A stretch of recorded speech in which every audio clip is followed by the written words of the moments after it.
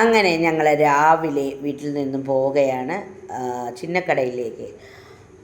ഒരുപാട് തിരക്കുകളുടെ ഇടയിൽ ഷോപ്പൊക്കെ അടച്ചിട്ടിട്ട് പോകുന്നതെന്ന് വെച്ചാൽ നബാർഡിൻ്റെ കീഴിൽ ചെയ്യുന്ന കാർഡ് എന്ന ഒരു സംഘടന. ഇവർ നബാർഡിൻ്റെ തന്നെ കാർഡുമായി സഹകരിച്ച് നടത്തുന്ന ഒരു സംഭവമാണ്. നമ്മൾ ഷോപ്പിൽ ചെന്ന് പ്രോഡക്റ്റ് എല്ലാം എടുത്ത് വെക്കുകയാണ്. നമ്മൾ കുറേ പ്രോഡക്റ്റ് അവിടെ കൊണ്ടുപോയി പ്രസൻറ്റ് ചെയ്യാമെന്ന് വിചാരിച്ചു.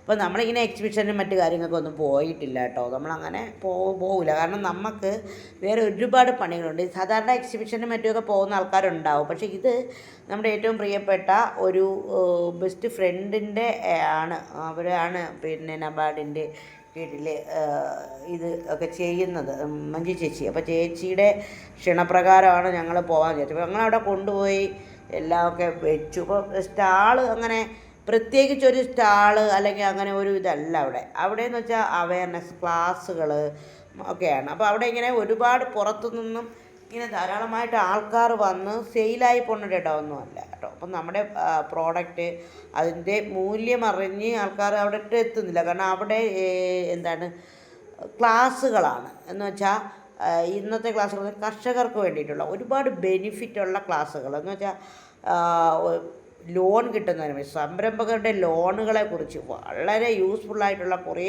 കാര്യങ്ങൾ അവിടെ നിന്ന് വ്യവസായ വകുപ്പിൻ്റെ ഓഫീസർ വന്നിട്ട് പറഞ്ഞ് അത് വളരെ യൂസ്ഫുള്ളായിരുന്നു. അതൊക്കെ കഴിഞ്ഞിട്ട് അവിടെ നമ്മൾ ഓരോ പ്രേമചന്ദ്രൻ MP ആയിരുന്നു ഉദ്ഘാടനം കേട്ടോ. അപ്പോൾ നമ്മളിതൊക്കെ പറഞ്ഞു വെച്ചു. ഇപ്പം ഞാൻ പറഞ്ഞല്ലോ, നമ്മൾ ആദ്യമായിട്ടാണ് ഇങ്ങനെ ഒരു അതിന് പോകുന്നത്. പണ്ട് ഒരു പ്രാവശ്യം ഒന്നോ രണ്ടോ വട്ടം പോയിട്ടേ ഉള്ളൂ. പിന്നെ നമ്മൾ കുറേ വർഷങ്ങൾക്ക് ശേഷം ആദ്യമായിട്ടാണ്. അപ്പോൾ നമുക്ക് വീട്ടിലാണെങ്കിലും ഷോപ്പിലാണെങ്കിലും അത്യാവശ്യം നമുക്ക് സെയിലുണ്ട്. പക്ഷേ നമ്മൾ ഇങ്ങനെയുള്ള സ്ഥലങ്ങളിൽ പോകുമ്പോൾ ഒരുപാട് പ്രോഡക്റ്റുകൾ ആൾക്കാരുടെ ഉണ്ട്. എങ്ങനെയെന്ന് വെച്ച് കഴിഞ്ഞാൽ ഇപ്പോഴും നൈമിത്ര അവിടെ ഉണ്ട്. നമ്മളിന്ന് വൈകുന്നേരം തിരിച്ചു വന്നു. നൈമിത്ര അവിടെ ഉണ്ട്. നാളെ ഉണ്ടാവും, മറ്റന്നാളും ഉണ്ടാവും. മറ്റന്നാൾ ഒന്നും കൂടെ പോകും. അന്ന് ഞാൻ വീഡിയോ ഇടാം കേട്ടോ. നാളെയും നിറച്ച് പറ്റുമെങ്കിൽ പോവും. അങ്ങനെയാണ് കേട്ടോ. അപ്പോൾ നമ്മളിതേ ഒക്കെ പറക്കിയൊക്കെ വെക്കുന്നേ ഉള്ളൂ. അപ്പോൾ എല്ലാ ഐറ്റംസും ഇതും കൊണ്ടുപോയി, കാരണം നമുക്ക് പരിചയപ്പെടുത്താനായിട്ട്. പക്ഷേ ലക്ഷദ്വീപിൽ നിന്നൊക്കെ ആൾക്കാരുണ്ട് കേട്ടോ.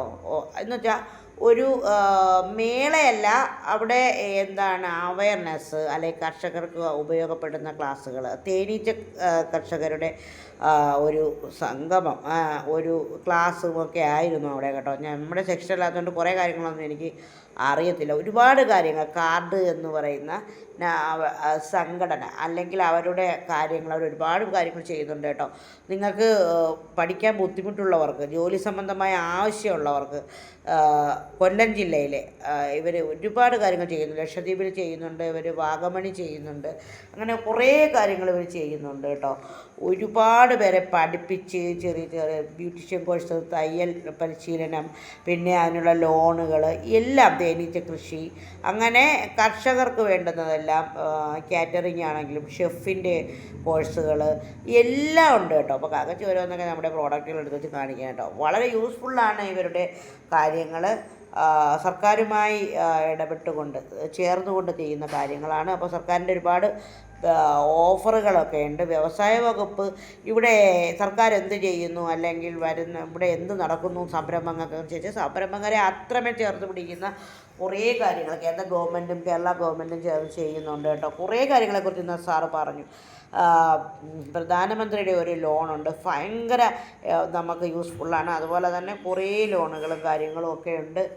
അത് ഭയങ്കര നമുക്ക് യൂസ്ഫുള്ളായിട്ടുള്ള കാര്യങ്ങളൊക്കെയാണ് കേട്ടോ. പിന്നെ അതിനിടയ്ക്ക് നമുക്ക് മോശം എന്ന് പറയാനായിട്ട് മനസ്സിന് ഒരു ഇഷ്ടക്കേട് തോന്നിയ ഒരു സംസാരം ഞാൻ കേൾക്കുകയുണ്ടായി. അത് ഞാൻ പറയണം എന്ന് വിചാരിക്കുന്നു. കാരണം നമുക്ക് ഈ ആൾക്കാരെ മാറ്റി നിർത്തി അല്ലെങ്കിൽ അവരുടെയൊക്കെ ഹൃദയങ്ങളിലൊന്നും കയറി സംസാരിക്കാനൊന്നും പറ്റില്ല. ഓരോരുത്തർക്കും അവരുടെ അവസ്ഥകൾ വരുമ്പോഴാണ് അവർ പഠിക്കുന്നതെന്ന് തോന്നുന്നു കേട്ടോ. അപ്പോൾ തേനീച്ച കൃഷിയെക്കുറിച്ച് സംസാരിച്ച ഒരു വ്യക്തി, എനിക്ക് പുള്ളിക്കാരനെ അങ്ങനെ പരിചയപ്പെടുത്താനേ എനിക്ക് പറ്റുന്നുള്ളൂ. ആൾ പറഞ്ഞു, വികലാംഗരായ ആൾക്കാർ, പിന്നെ തേനീച്ചകളെ നമ്മൾ കളയണം, നല്ല ചുണക്കുട്ടികളായ അവരെ എടുക്കണം എന്നൊക്കെ. പക്ഷേ അത് ഞാൻ എഴുതാം കേട്ടോ.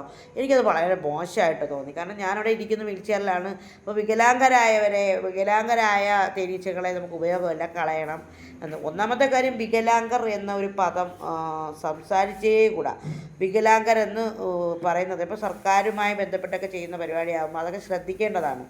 ഇവർ അതിനെക്കുറിച്ചൊന്നും ആളിന് ഒരു ബോധവും ഇല്ലാതെയാണ് സംസാരിച്ചത്. എനിക്ക് അവിടെ നിന്ന് തന്നെ പറയണമെന്ന് തോന്നി, പക്ഷെ ഞാൻ പറഞ്ഞില്ല. ഞാൻ കുറേ പ്രാവശ്യം ഇങ്ങനെ മുന്നോട്ട് പോയി. പിന്നെ ആളിങ്ങനെ വാദോരാതെ സംസാരിച്ചുകൊണ്ടിരിക്കുന്നുണ്ടായിരുന്നു കേട്ടോ.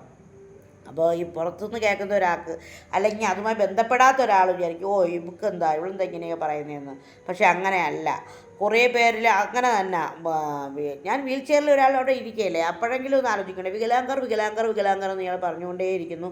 അത് കേട്ട് മറ്റുള്ളവർ, അത് ശരിയാണല്ലോ, വികലാംഗരായ ആൾക്കാർ വേസ്റ്റ് ആണെന്നുള്ള രീതിയിൽ. കാരണം വികലാംഗരായ തേനീച്ചകളെ ഉപേക്ഷിച്ച് കളയണം, അതിനെക്കൊണ്ട് പിന്നെ ഉപയോഗമില്ല എന്ന്. അപ്പോൾ വികലാംഗർ എന്ന പദം ഉപയോഗിക്കാതെ ആ തേനീച്ചകൾ പിന്നെ അതിനെക്കൊണ്ട് നമുക്ക് ഉപയോഗമില്ല എന്ന രീതിയിലൊക്കെ പറയാമല്ലോ.